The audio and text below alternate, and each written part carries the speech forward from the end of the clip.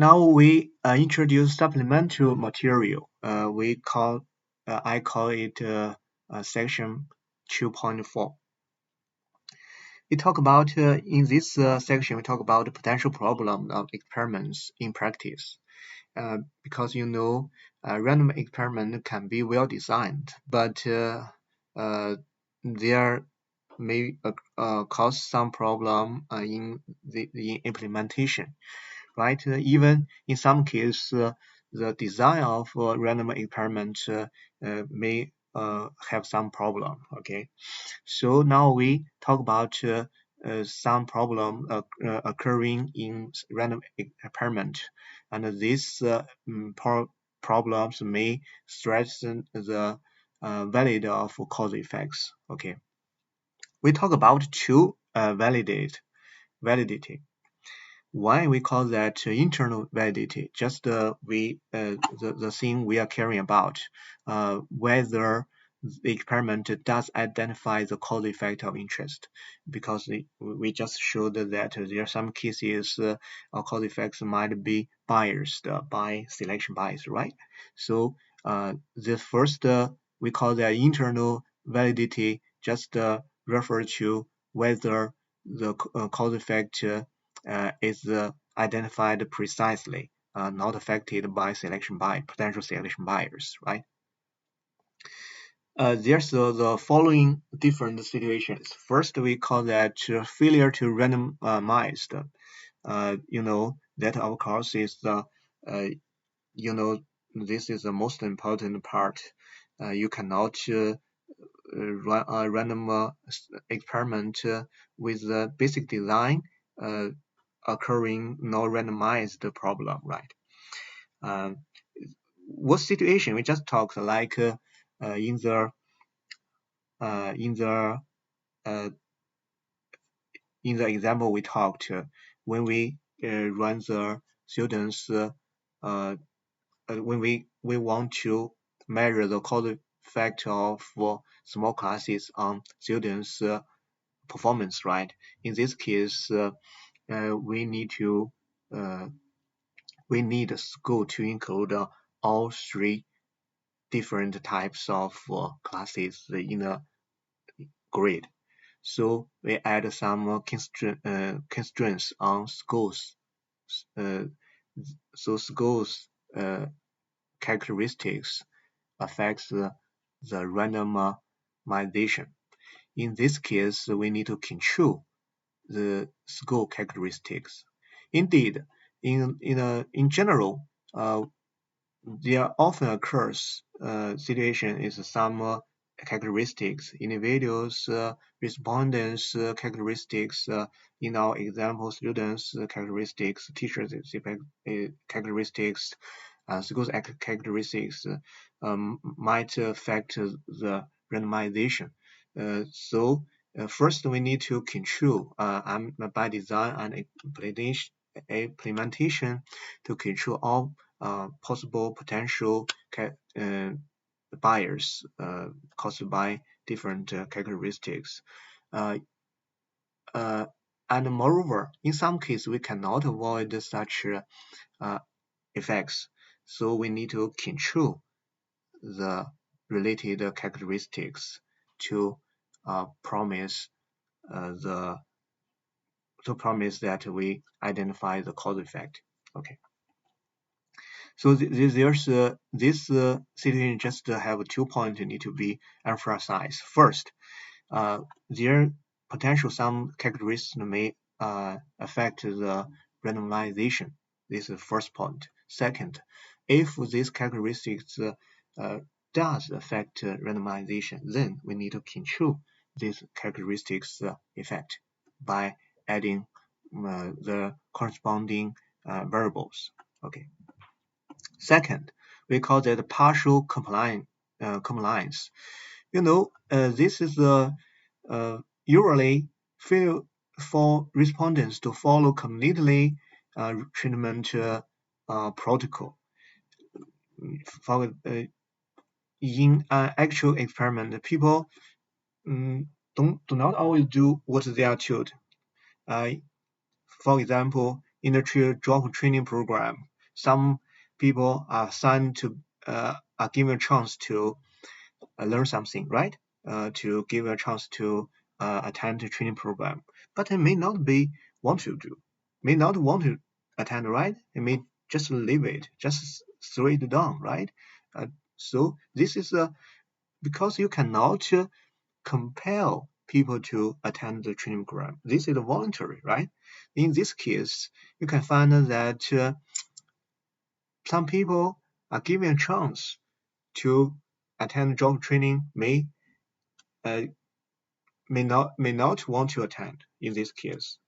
But other people are not given chance. Of course, they will not attend it. In this case, we call that partial compliance. Means that if you have a chance to get treated, he may give up it. But if he don't have a chance, he cannot get it. Okay, we call that partial compliance. In this case, actually, we can use of course, first, partial compliance make our results biased because DI, DI is just treated or untreated. Here, for actually treated or untreated, there's some biased effect in this situation. But still, we can use instrument regression model we'll discuss later to overcome this potential selection bias problem. We will discuss this point in the chapter 4 in more detail. The third situation is we call it attrition. Refer to the situation that subjects may drop out of the study after being randomly assigned to treatment or control group. Our example also shows this point. You can see that students' attrition rate is very high, right? For different, for small size, for regular classes, you can find almost 50% students drops out in some at some time. Okay, but there are two possibilities. First, it doesn't matter if attrition occurs for reasons unrelated to the treatment program. For example, maybe for job training program, a guy in the treated group just give up because I mean that in the implementation of the training program, the guy just give up to take care of their sick relatives, right? This is possible. In this case, it just there's no systematic effect on treatment effect, so it doesn't matter. But still, there's another possibility. Attrition results in bias. For example, suppose the most able trainees drop out the job training program because they get out of town jobs acquired using job training skills. So at the end of the experiment, only the least able members of treatment group remain. So we can find in this case, the cause effect are estimated to be bias downward, right? There, in this case, certain bias occurs. So need to be careful about the effect of attritions on the measure of cause effect. Another case is the experimental effects. Actually, for experiments with human subjects, the mere fact that subjects are in an experiment can change their behavior, a phenomenon sometimes called the Holonen effect. this is a very famous effect. This is why there are so many double-blind experimental design for medical drug experiments. Okay, but for for real-world experiments in economics, double-blind experiments are infeasible, right? We just talk about the training program, like small size classes, such experiments. Okay, so should be careful about such effects. Need to be well defined to overcome the potential uh, threats of such effects. The last case is the small samples. In general, a small sample size does not bias estimator of a cause effect, but it does mean that the cause effect is estimated imprecisely. You will ask why so we use so small samples, because random experiments are very expensive, right? So we in a lot of cases we cannot get very large samples, but still, actually in a lot of cases, small samples that's okay. I know that in a lot there's a lot many papers published in top journals, top economy journals, just have sample size like hundreds are large. I remember there's some size just tens, okay, like 40, 60, 80, such sample size. Still okay. It depends. It depends. If you have very well designed and have well uh, implementation, small size still okay. But in some cases, you want to measure uh, the more real world relevance, and maybe you need a larger small size, larger sample size. This is for stressful internal validity. Now we talked about stressful external validity. Internal validity we discussed just refers to whether causal effect is identified precisely, right? External validity cares about another question, whether the cause effect identified in this experiment can be generalized. Why we ask this question? Just because when we do some experiment, we want to generalize the result. For poverty alleviation, right?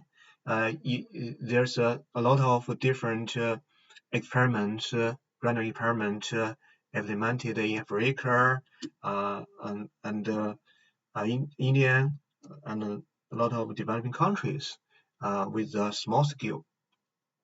We want to ask whether such, some random experiment has some successful uh, uh, is successful. So we ask whether such success can be generalized to more developing countries, right? In this case, uh, we met some problems. The first we call that a non-representative sample. For example, if a job training program is evaluating an experiment with former prison inmates, so the results might not generalize to workers who never committed a crime, right? Another example arises with when experimental participants are volunteers. Volunteers have more uh, motive to perform better. In this case, the cause effect measured by such design may be too large for general population.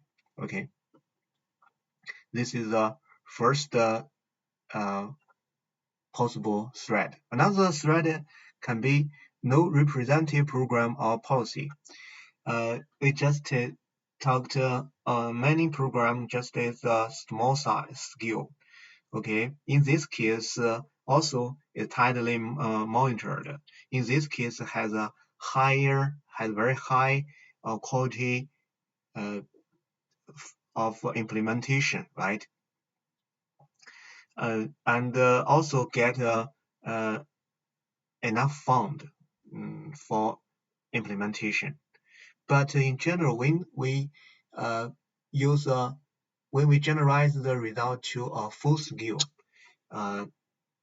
in population, maybe there's just no enough fund. The quality control cannot be so good. In this case, the effect may be less, right? Maybe smaller.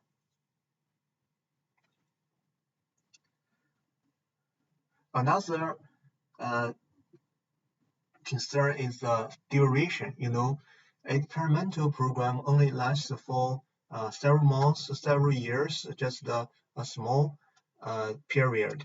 But actual program might be available for 10 years, a very longer period. So maybe there's also different effect. Another threat I think is very important. We call that general equilibrium effect. A small experiment job training program, for example, just might supplement training by employers because it's just small and tentative. Maybe it's to play a supplemental role.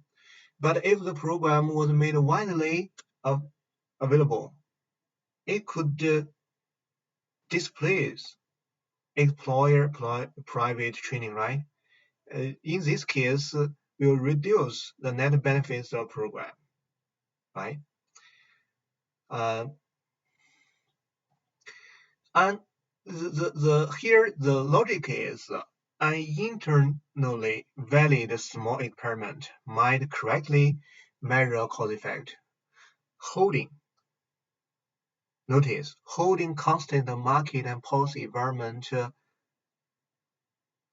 constant, right? Unchanged. But general equilibrium effects says that these other factors are not held constant when the program is implemented broadly, right? You will the experiment, the program, I mean that large scale program will change the environment by itself. Okay. Another thread is the last thread is about the treatment or eligibility effects. In economics or social programs, more generally, participation in an actual program is usually involuntary. Means that it's not randomly chosen, right? Uh, in practice, also a lot of programs just say, whether you have eligible, like some poverty alleviation program maybe require participants less than some income threshold, right? But when this guy are eligible for attending the program, they may want to attend because of different reasons. So in this case, actually we need to control. I mean that when someone is eligible, the program just for them the program whether attend or not is voluntary. In this case, experiment design should be mimics such actual features. Okay, in this case, so uh,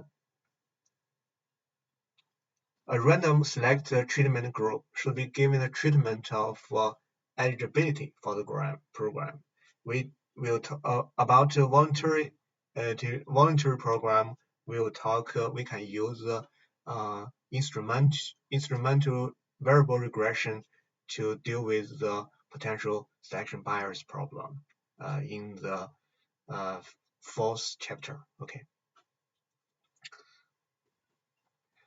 Anyway, in this chapter, we give a summary. First, we talked two research questions. We need to figure out what is the corresponding causal effect. This is the first step. Second step, you should use the ideal experiment to differentiate causal effect and selection bias. We talked in section 2.1. Okay, then you can think about if we use a random experiment, then selection bias, whether selection bias means that use what kind of random experimental design to overcome selection bias problem. Okay, this is the third point, right? And then you will be careful about the potential problem in the design and implementation of a random experiment. This is the fourth point. For some characteristics, some observable characteristics affecting the identification of cause effect using random experiment, we can add these observable variables into control as control variables. Still is okay for identification. But if there exists some observable characteristics to affect a random experiment, we need to be careful.